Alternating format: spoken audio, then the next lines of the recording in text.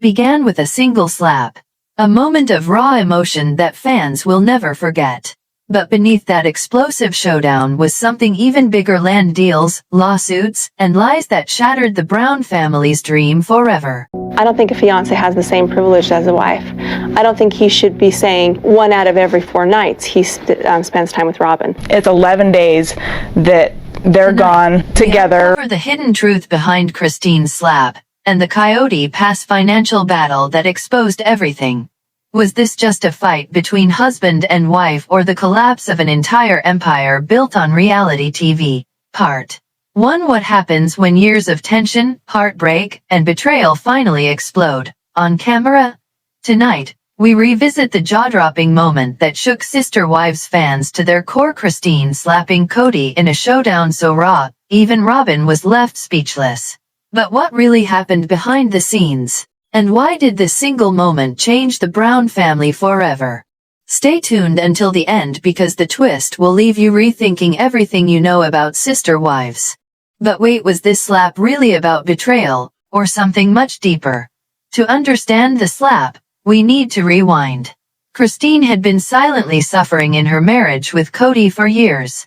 While Robyn, the fourth wife, seemed to hold Kody's attention, Christine often felt abandoned, unheard, and unloved.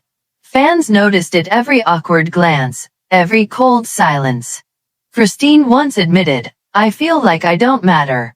But how did those words turn into a physical slap? The breaking point came when Christine accused Kody of favoritism. On camera, she confronted him, "You never chose me. You only chose Robyn."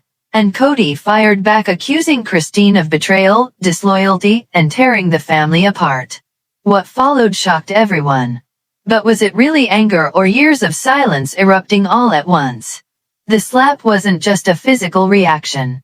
It was symbolic: the collapse of Christine and Kody's marriage, the unraveling of the sister wives' dream. Robyn, often seen as the favorite, sat frozen. She didn't defend Kody. She didn't comfort Christine.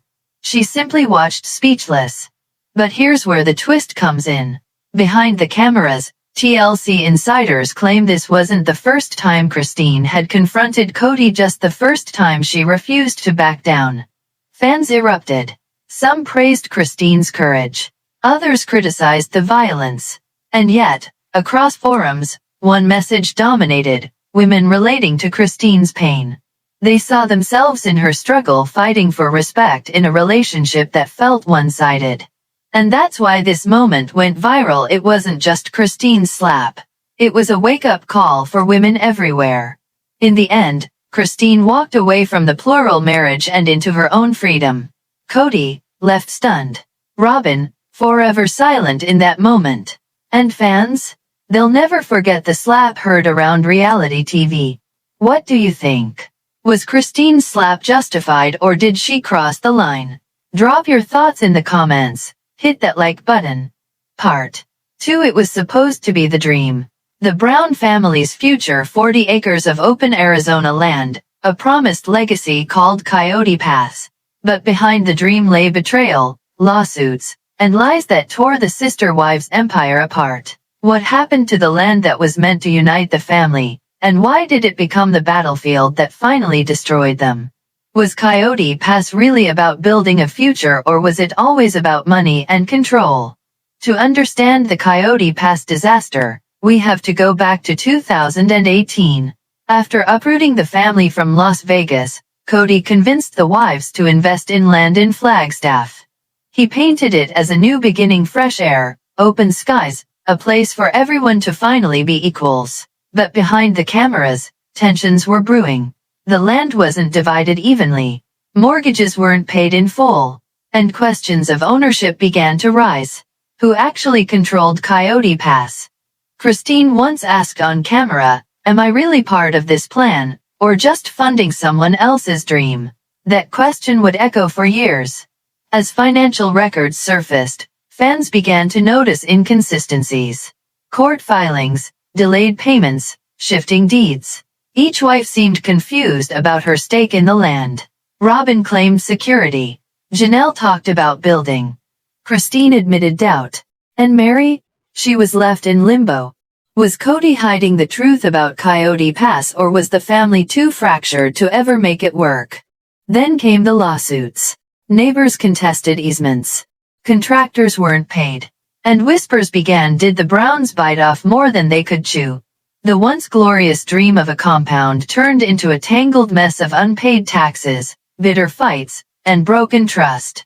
And here's the question fans couldn't stop asking: was the land cursed, or was the family never meant to survive it? The climax came when Christine left.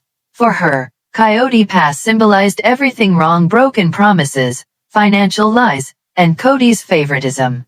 In interviews, she admitted she no longer cared about the land. She just wanted freedom. But here's the shocking twist: while Christine walked away, Kody doubled down. He wanted to build, no matter the cost, even as his marriages crumbled. Fans erupted. Online forums, podcasts, and YouTube channels exploded with theories. Some accused Kody of financial manipulation.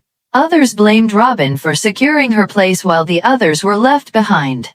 And many women viewers across America saw in this financial battle a reflection of their own struggles with trust, money, and relationships. Robyn's house is the only one that got built. Coyote Pass was the biggest scam of the series. And the most damning question remains: was Coyote Pass ever about family, or just a storyline to keep the cameras rolling? In the end, the dream of Coyote Pass sits empty. The desert remains untouched, while the Brown family is shattered. Lawsuits still circle. Finances remain unclear. And fans? They're left with one undeniable truth: Coyote Pass wasn't just land. It was the battlefield that exposed every lie holding this family together. What do you think? Did Kody manipulate the family into financial chaos, or were the wives complicit in the dream? Let us know in the comments. Hit that like button. Let's deep dive in full details. Part 3. To understand how we got here, we must rewind. In 2018, Kody Brown uprooted his family from Las Vegas to Flagstaff, Arizona. His dream? A sprawling family compound on 40 acres of land called Coyote Pass. But what he promised as unity became division. And here's the chilling question: did Kody ever plan to share that land equally? The slap wasn't born overnight. For years, Christine lived with favoritism, cold shoulders, and broken promises. She watched as Robyn's children were prioritized, as her own dreams faded into the background. Fans saw the tension growing: every awkward glance, every bitter argument. Then came the confrontation. Christine accused Kody of never choosing her, only Robyn. Kody, defensive, struck back with accusations of disloyalty. But was that slap just anger, or years of silence erupting at last? As Christine's marriage unraveled, so did the family's finances. Coyote Pass, once the promised land, became a battlefield of unpaid taxes, confusing deeds, and whispered lawsuits. Each wife had a different story. Janelle dreamed of building. Robyn insisted her security was at stake. Christine admitted doubt. And Mary? She barely knew where she stood. Fans dug deep.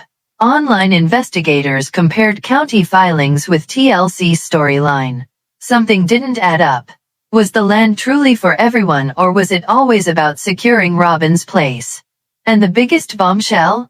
Insiders revealed that Christine had already considered leaving long before she walked away from Coyote Pass. When the slap aired, the internet exploded. YouTube channels, podcasts, Facebook groups all lit up with debates. Some praised Christine. Finally, someone stood up to Kody. Others worried about the violence. But one theme kept repeating: women across America saw themselves in her struggle. And as the financial mess unfolded, viewers felt betrayed. What they thought was a love story had turned into a legal and financial nightmare. Was Sister Wives reality, or just a well-packaged illusion built on land that was never meant to be? The twist came when Christine finally walked away. She didn't fight for Coyote Pass. She didn't demand her share. She simply left it behind, a symbol of everything broken. And in that moment, fans realized the slap wasn't about violence. It was about liberation. Kody, meanwhile, clung to the dream. Determined to build, determined to prove himself even as his family dissolved around him. And here's the hardest truth: Coyote Pass is still empty. No compound. No homes. Just dust, debt, and disappointment. What does it mean when the dream fails? For fans, it meant betrayal. Across Reddit, Facebook, and YouTube, one refrain echoed: "We were sold a fantasy." They weren't just angry at Kody. They were angry at the illusion of family that crumbled before their eyes. The slap. The land. The lies. It wasn't just reality TV drama. It was a mirror for women everywhere, reminding them of the cost of broken promises, the power of speaking up, and the danger of ignoring red flags. And maybe that's why this story will never die. It isn't just about the Browns. It's about all of us. In the end, the Brown family's empire stands on shaky ground. The slap heard around reality TV, and the land deal that never was. Together, they tell the true story of sister wives, not unity, but fracture. What do you think? Was Christine right to walk away? Was Coyote Pass ever really about family or just about control?